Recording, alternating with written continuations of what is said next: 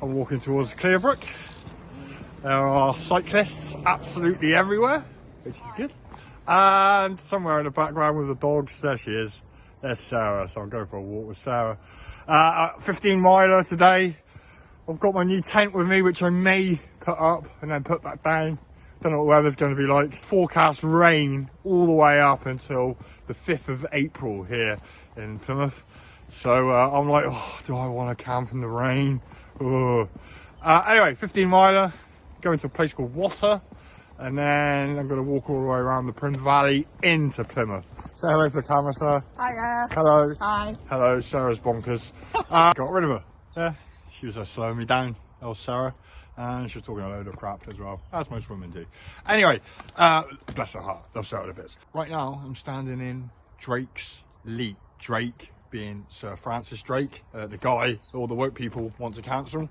And he was commissioned to build a waterway from Burrator. It may go further than that.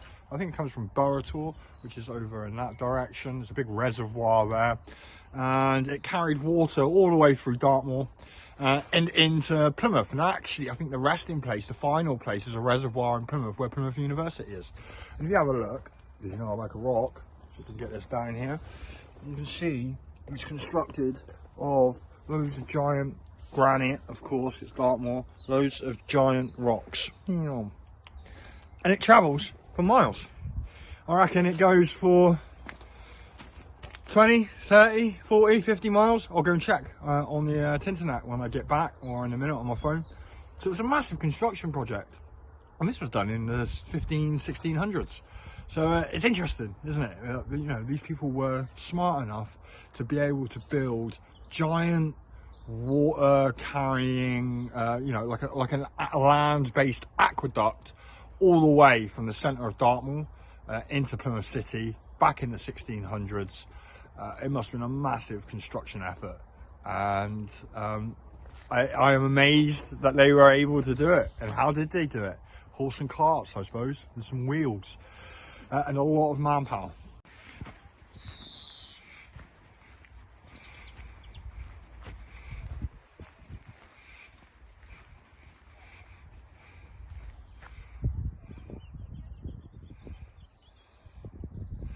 Beautiful, isn't it? It never gets boring, and the camera can never do justice to what the eye sees. But the greens on these trees are absolutely amazing, and I'm just going to slowly pass through this area, I think, and take it all in. This is the River Plym. I'm headed towards a place called Shaugh, where Water is, and it's absolutely beautiful.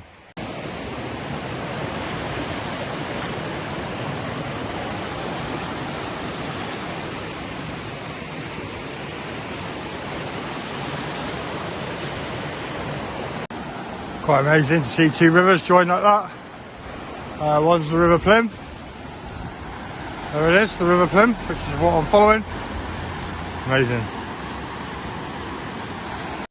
This is Shaugh.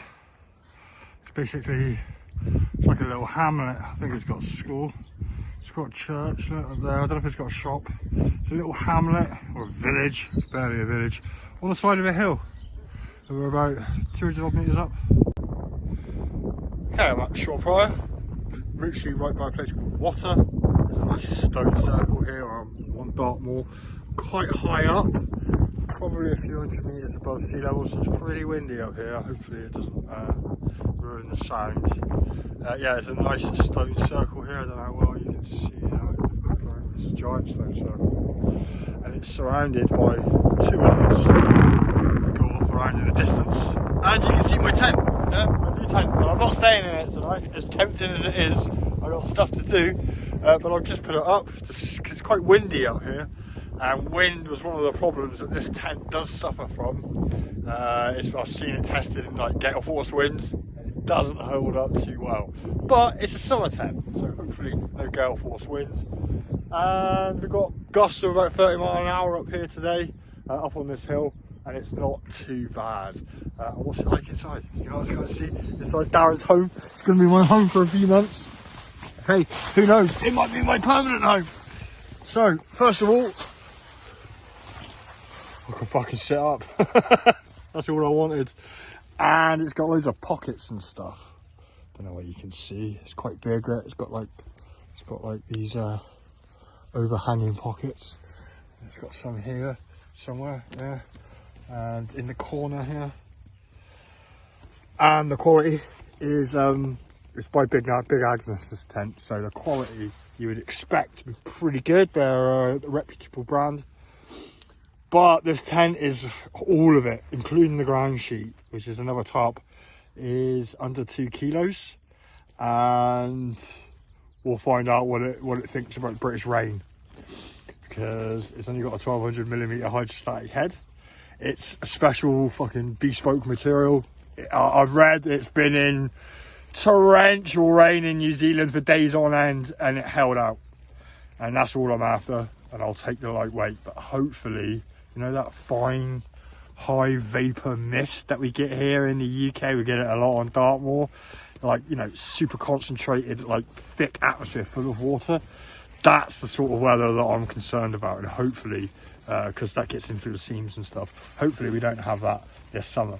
Anyway, this is Darren's new home, and I'm going to now pack it away in the wind. And I've got about 8 mile walk home, and I've got no water. I brought no water with me today. My pack weight is now down to about 11.5 stone, 11.5 kilos, and in my pack I have got what I consider to be 2 weeks worth of clothes in there as well.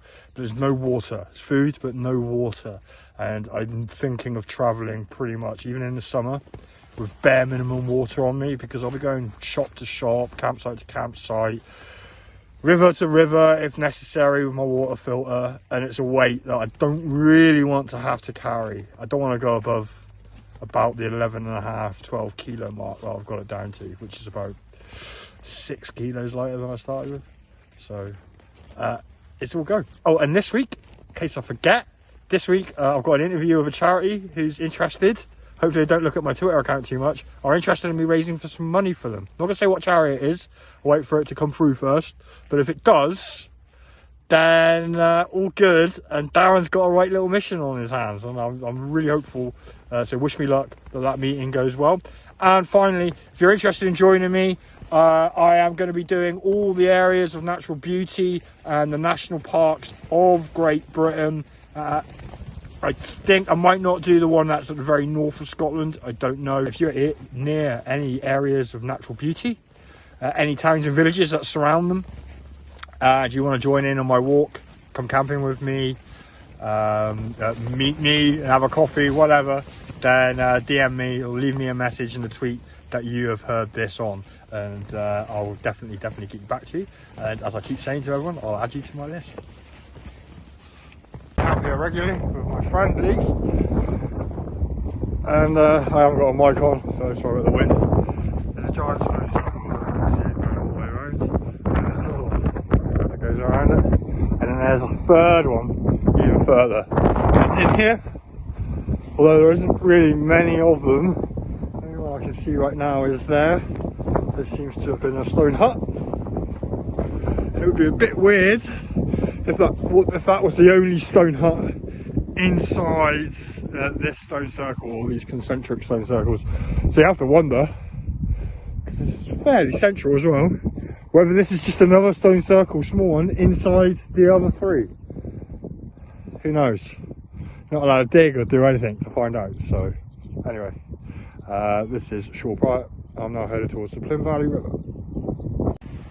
All around me here is pheasant shooting country. There's pheasants everywhere on the road, dead, and in the fields and stuff. Looks like a park ranger there. So all this land either side of me, left or right, is off bounds in case some lunatic fires some buckshot at you.